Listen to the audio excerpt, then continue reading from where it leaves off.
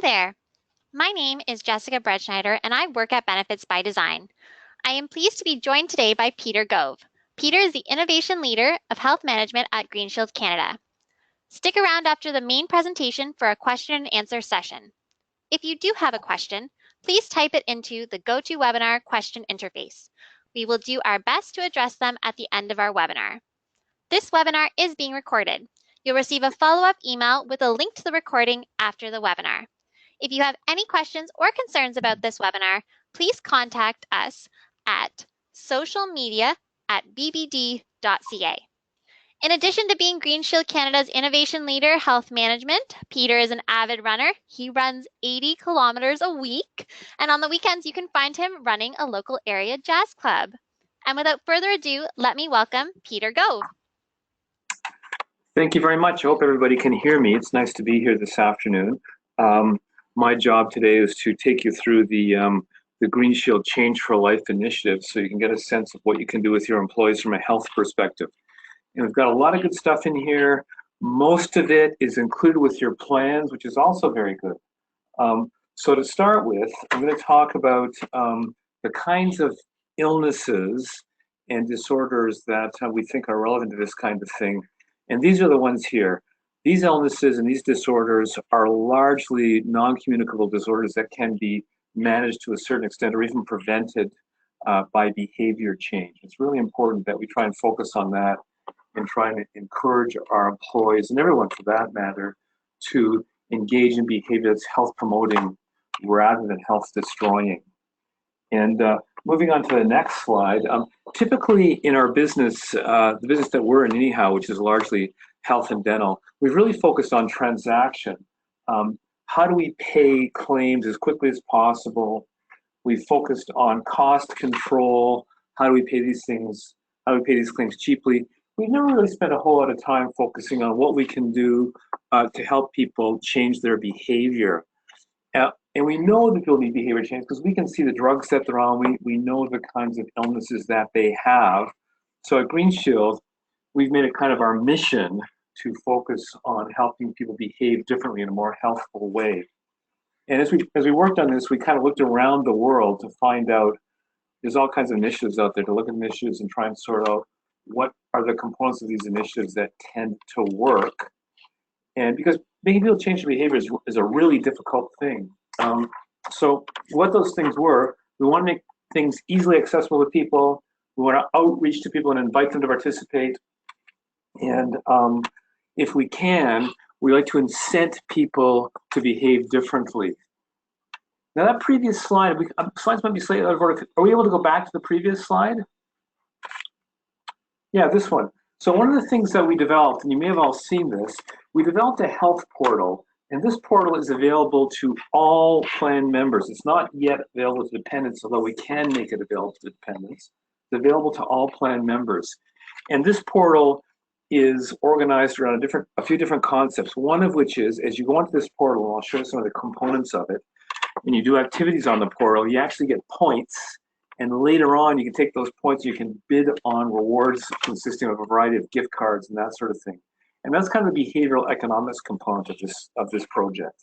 Anyhow, so what you're looking at here, this is the kind of the splash page of the Change4Life portal. And when your employees go onto this portal, the first thing they do, we hope, as we encourage them to, is they complete a health risk assessment. So here's a screenshot with some of the questions from the health risk assessment. This component of the health risk assessment has to do with mental health, really.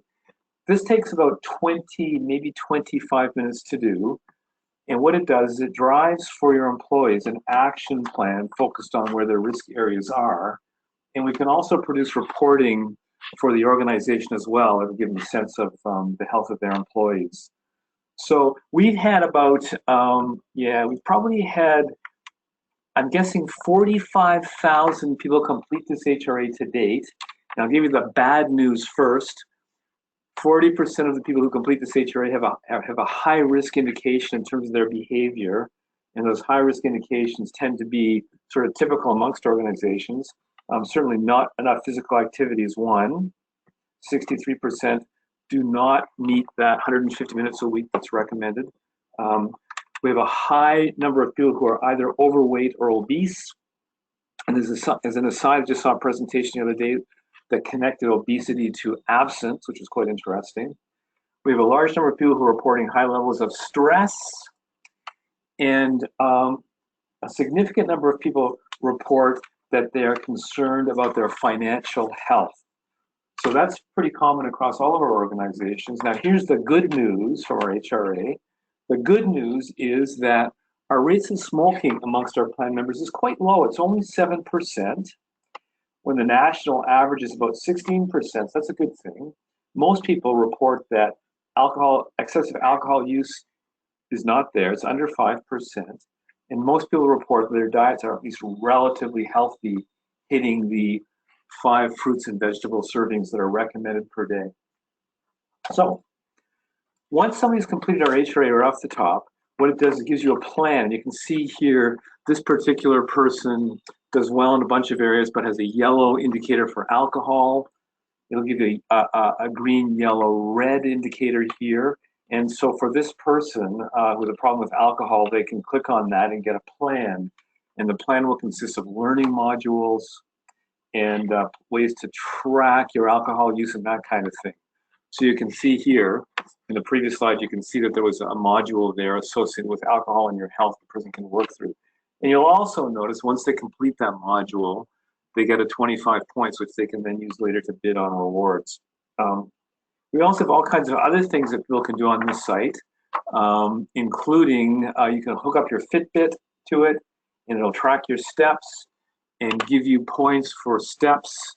We're hoping this year actually to connect a number of other different devices. Right now, it's only available to Fitbit, but we like to do Garmin and Apple Watch and a number of other ones as well. And that's terrific. In addition to that, you can set up plans to track all kinds of things, ranging from sleep to eating, to alcohol consumption, to managing your pain, et cetera, et cetera. In addition to that, there's all kinds of modules. Oh, did we miss a slide? Can we go back one? Oh, it seems that one of the slides is missing. Anyhow, there was a slide that talked about all the learning modules that are available in this thing. But we can also do, if you're interested in this, so this, I should say that this, we can go to the next slide now. Yeah, this site is available at no cost to all of your plan members, all of your employees. In addition to that, we can also run sort of customized challenges and contests through this site. So for example, some of the things that we've done for some of our customers is we've run activity challenges, we've run HRA challenges, which basically are designed to drive people completing the HRA so that people can get better data about their employees and that kind of thing. We've got if you're interested in this kind of thing, let the BBD folks know, because we have now got a manual of the various customizations that we can do with this site. Now the customizations, there's usually some costs associated, but they're pretty nominal. So that's a good option for folks who are trying to do some initial health kinds of issues with their employees. So going forward with this site, we're always advancing it and developing it and making it better. So we've got a whole bunch of things that we're either delivering now or will be delivering shortly that are quite interesting. And we've got a virtual fitness coach coming up. I'll talk about that in a minute. We've got a big financial health credit counseling thing coming forward. We've got a mindfulness program that's up and running now. And we've really amped up our modules and information on weight management. So I can talk about these things individually. I think the first one is mindfulness. Yes, isn't that a lovely picture? Mindfulness. Mindfulness, as you may or may not know, is an approach that's been developed with a lot of good evidence that suggests it can help people manage their stress. We built this program about a year ago. It took us about a year to build it. We worked extensively with the editor of the Mindfulness Journal, who's a psychologist from Vancouver, actually. And we built this one based on the results of the HRA that suggested a lot of the people who complete the HRA are reporting high levels of stress. And mindfulness is a way to assist people in managing their stress differently. So you can go on and look at that. There's nothing out there like it. There's a lot of mindfulness apps and that kind of stuff. I think our one is superior. It has video content. It has audio content. It has a bunch of written material as well. The next thing that we're working on, we're not ready to launch this one yet. Oh, this is, sorry, I think this is the financial health one. You click to the next slide. I think it's financial health. Yeah, oh, credit counseling, yes. So you may remember from those HRA results that a lot of people were reporting difficulties with their financial situation. So this year, we dramatically amped up our financial health and credit counseling material on the site. And it's really good so that for people who are starting to get themselves into trouble with respect to their financial health, they can complete a questionnaire on the site, which will drive them to specific resources. So for example, if you're getting into a little trouble and really what you need is help developing a budget or that kind of thing, it'll provide you with links to information about how to do a budget. If you're in real serious trouble, and what I mean by that is if creditors are calling you every day, this will link you directly to the 2 nonprofit credit counseling agencies in Canada who can help you manage your creditors, consolidate your loans, and that sort of thing. So I think this thing is really, really useful, especially in light of the fact that a lot of people are reporting high levels of financial stress. And then the next one is, yeah, we're working with this one. So I mentioned earlier, you may remember I mentioned that a lot of our folks are not getting enough exercise. And I always say to everybody that exercise is really the magic bullet. It's probably the most important intervention for all kinds of illnesses, from diabetes to high blood pressure to depression, et cetera, et cetera.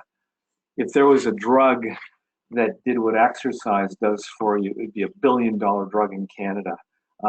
So we're trying to do things to assist our folks to increase their level of activity. So we're building right now a virtual kind of artificial intelligence-driven fitness coach where people can log on and the fitness coach will take them through a number of questions and then help them design ways to increase their activity. Things like, simple things like taking the stairs rather than the elevator, or parking your car farther away from your office, right up to running a marathon if that's what you want to do. So we think this is going to be a pretty interesting thing. It's the first time we've done something like this. We're quite excited about it. Okay, what's next?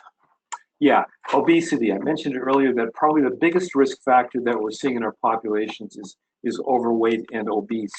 So we've done a lot of work with the Canadian Obesity Network on providing enhanced content for weight management, and we're going to expand this going forward.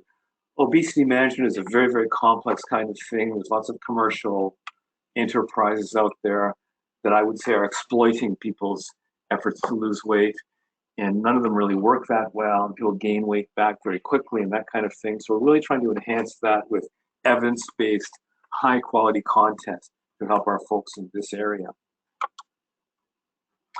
So moving along, here are some other initiatives that we have under the Change4Life banner. These are separate. All the things I've talked about to this day are included in our health portal. In addition to this, we developed a number of other interventions that can be or are included in your benefit plans. And these things also focus on helping people change their behavior. The first one I want to talk about is the Pharmacist Health Coaching Program. We launched this program 2 to 3 years ago, and it is a program designed for people who are at risk of cardiac events. And this program is available to folks who are taking 2 drugs, a cholesterol-lowering drug and a blood pressure-lowering drug. And pharmacists can identify these people and invite them to participate in a coaching program, a lifestyle coaching program that the pharmacist that delivers over about 4 sessions. And here's the reason why. We can just click through these numbers here. The numbers are quite startling in terms of people who suffer these kinds of conditions, and you can have a look there. 1 in 5 Canadians, #1 reason for physicians' visits. They're expensive from a drug perspective. They take 3 times the number of drugs that everybody else does. And really a large number of Canadians suffer from these problems. And really, and we can move forward to the next slide.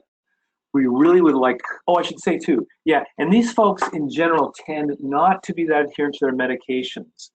And we looked at adherence across a number of medications, and it's surprising to me how many people do not adhere properly to medications. And we know that when people adhere, their health is better, and downstream costs are lowered, especially in cardiac. So, for example, only 63% of our population is consistently adhering to their blood pressure medication. The next one is cholesterol, and I think it's even lower. And there are actually drugs that are really lower than this. And you can imagine that if you don't take your drugs, they don't work. So a big part of a health coaching program is focused on helping people figure out how to be adherent appropriately to their medications. The other important point here is that people are surviving heart attacks these days, but it would be much better if we could prevent them from having them in the first place. Oh yeah, this is a real label actually taken from a pill bottle, but I love it because it kind of explains why some people might have trouble adhering to their medications. We also have available to our folks, also delivered by pharmacists, a smoking cessation program. And this one is really important for a number of reasons. You may remember that I said that the rates of smoking in our population seems to be relatively low. But what we understand is that the folks who are residual smokers are very, very hardcore and need a lot of help to quit smoking.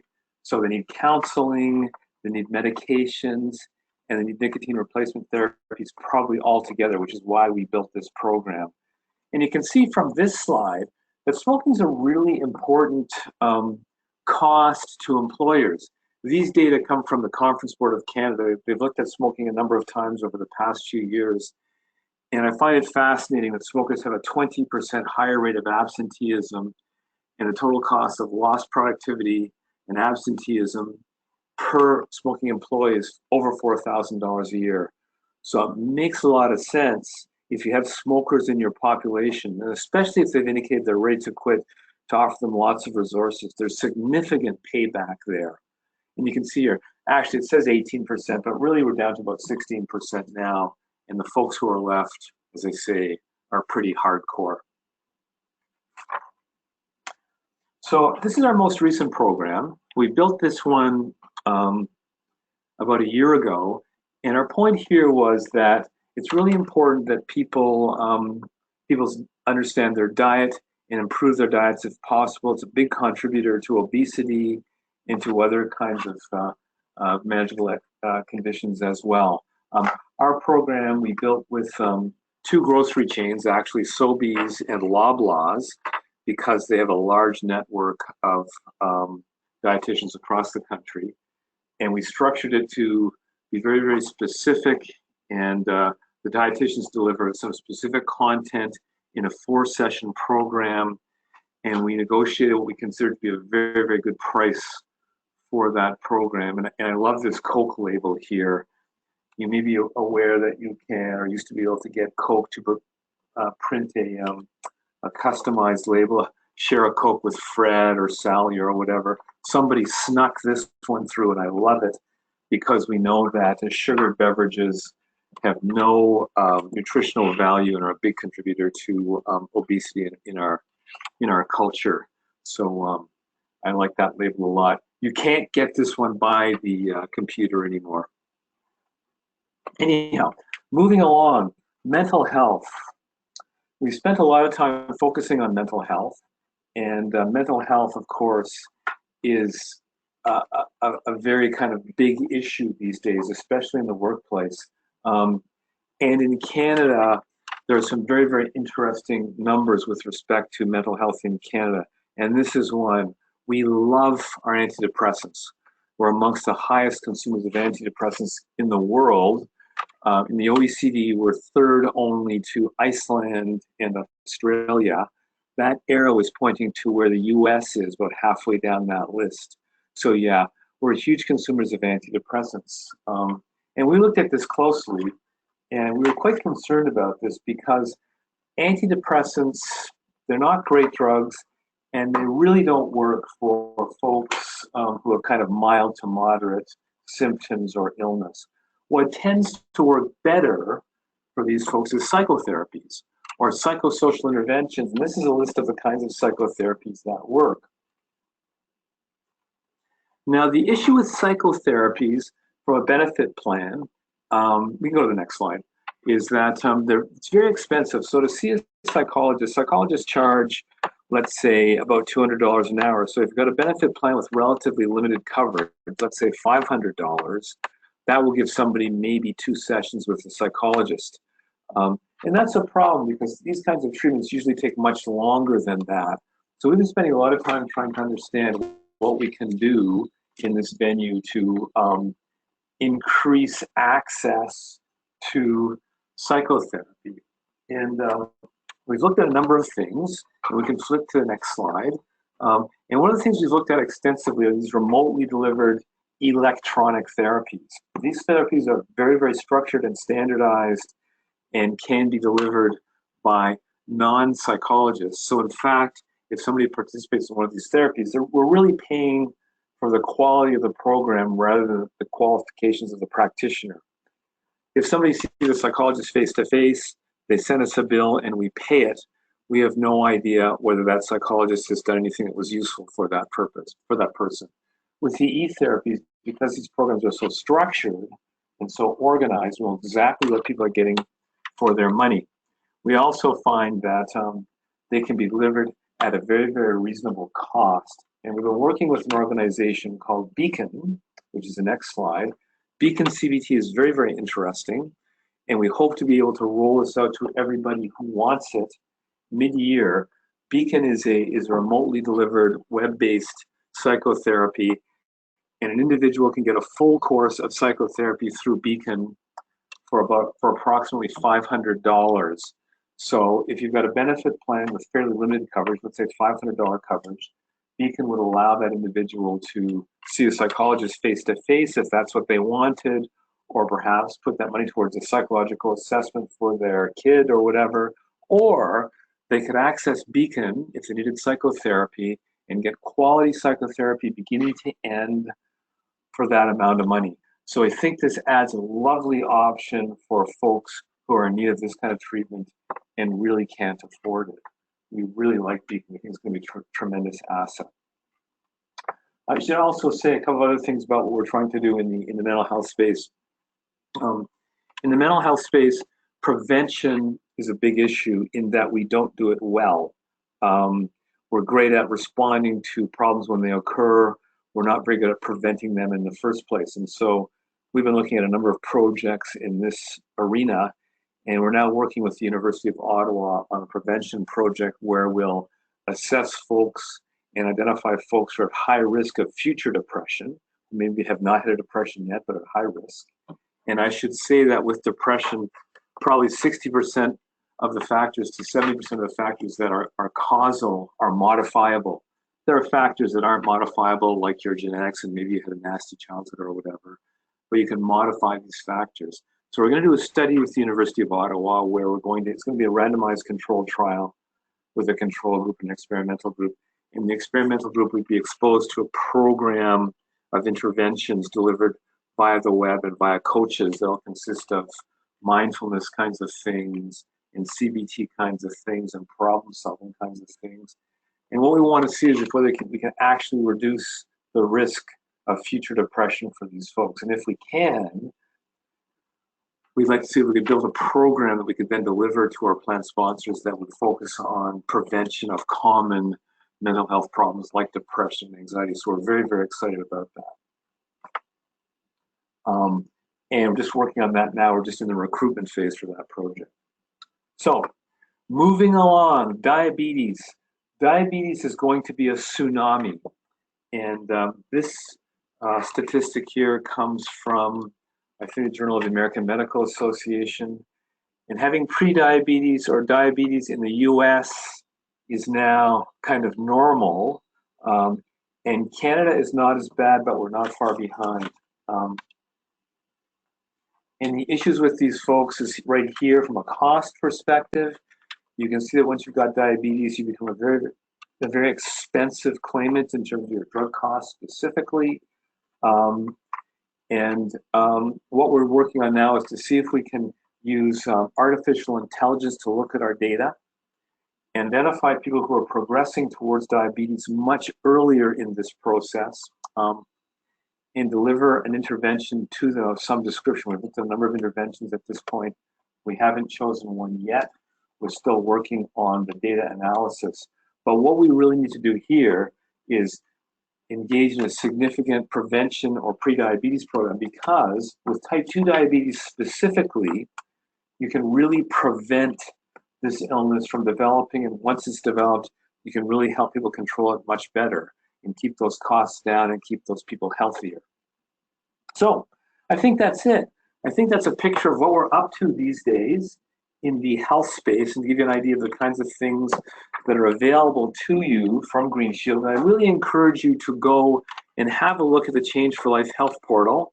I think you'll find it to be worth your while. So thank you very much for the opportunity to speak to you about this. Thanks, Peter.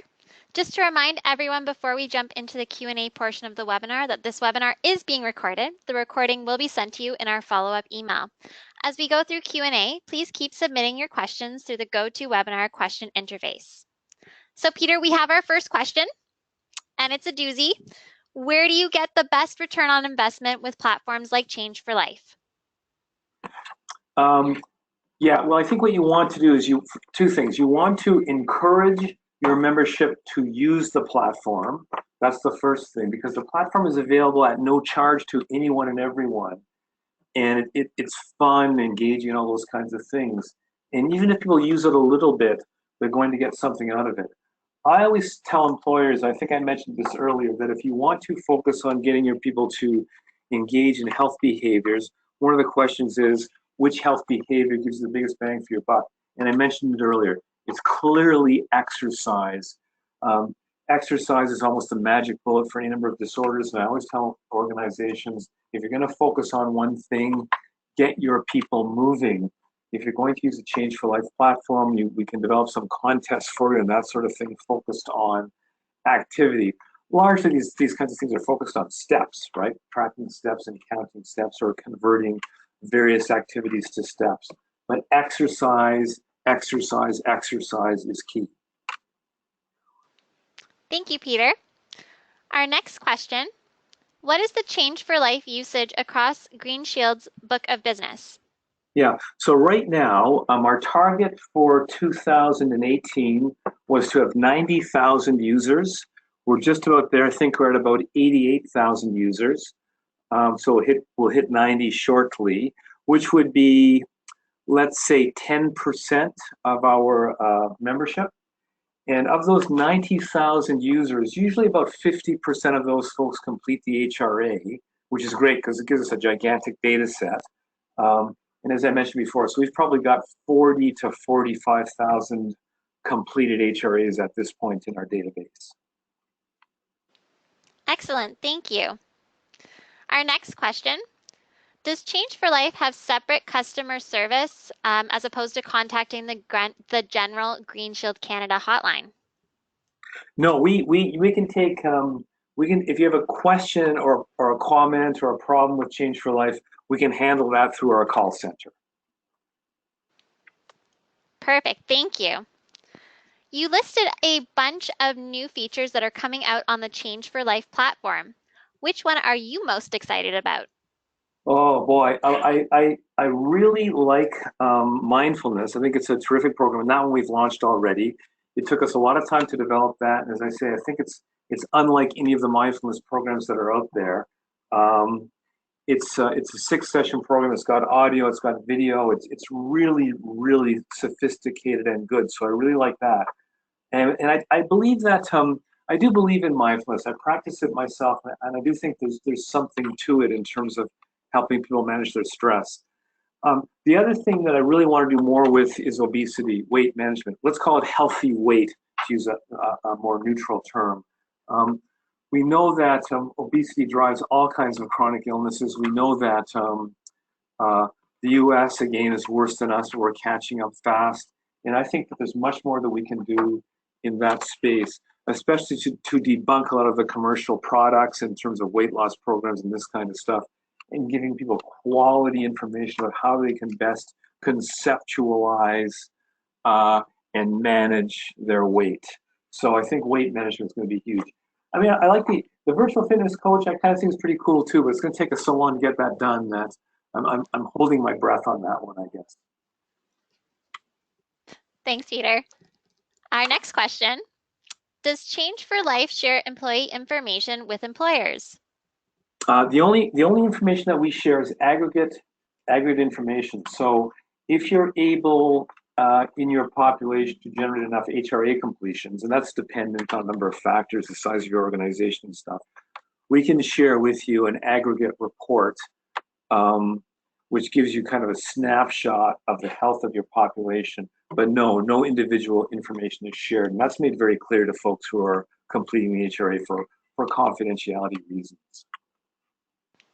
Thank you. Our next question, does Change4Life have a mobile app? Yes, it does actually. Well, what I would say, I guess it's not a pure mobile app, but because it's responsive design, the Change4Life platform adapts to the device that you're using. So it reformats for a phone or reformats for an iPad. So we went that direction as opposed to an app because apps are very limited. With the responsive design, you get the complete site as opposed to a kind of a section of the site. But it works very well. So if you look at it on your phone, it looks great. If you look at it on your iPad, it looks great. And if you look at it on your computer, it looks great as well. And it's easy to navigate around. Excellent. Thank you, Peter. That looks like all of our questions for this webinar.